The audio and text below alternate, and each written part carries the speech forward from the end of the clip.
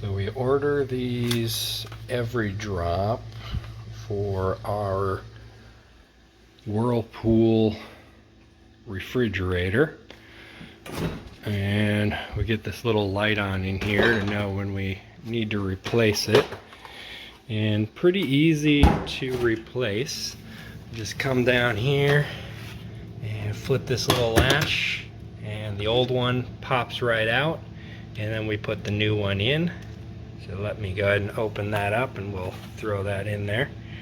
So got it out of its case. It's got this purple nozzle on that you gotta pop off there, and then it just slides in. It's got the arrow on here which matches with the arrow on there.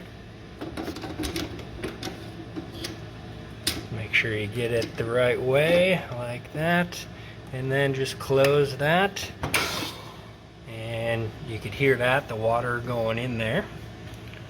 And then back up here, water filter reset, hold for 3 seconds.